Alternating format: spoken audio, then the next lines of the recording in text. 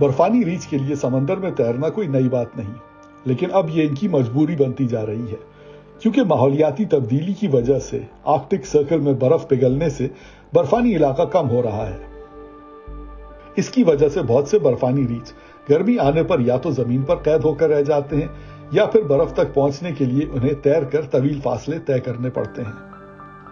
US geological सर्वे ने यह जानने की कोशिश की है कि गर्मियों के मौसम में बर्फानी रीछ को जमीन से आर्कटिक की बर्फ तक पहुंचने के लिए कितना फासला तय करना पड़ता है। जब 52 बर्फानी रीछों के अंदर सैटेलाइट ट्रैकर्स लगाकर जीपीएस सिस्टम से इनकी गुजरगाह का खोज लगाया गया तो पता चला कि इन्होंने तैरकर औसतन 96 मील का फासला तय किया, जबकि इनमें से एक रीछ ने मुसलसल तैरकर 220 मील का सफर तय किया।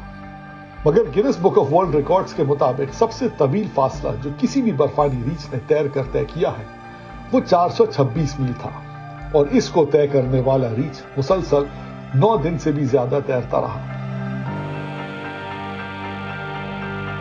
कम होती हुई बर्फ इन फासलों को मजीद बढ़ाती जा रही है, और माहिरीन का कहना है कि कम खुराक के साथ इतना तवील सफर तय करने के बाद बर्फानी रीछ अब कमजोर हो रहे हैं।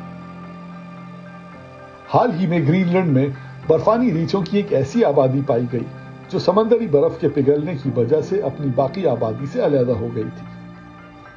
समंदरी बर्फ के खत्म हो जाने के बाद सैकड़ों रीछों की यह आबादी ग्लेशियर्स की बर्फ पर जिंदा है, और ये आबादी तवील अरसे से अपनी ही नस्ल के रीछों से अलग रहने के नतीजे में जिन्याती लिहाज से भी बाकी बर्फानी रीछों से मुख्तलिफ हो चुकी है।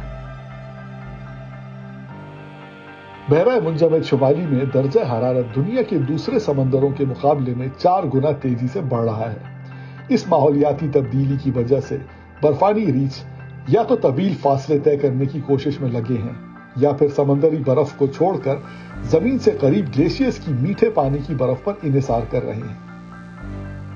माहिरीन का अंदाजा है कि बर्फानी रीछ की आबादी आज 26,000 के करीब है, मगर इसको खतरा शिकार से नहीं बल्कि मौसमी तब्दीली से है।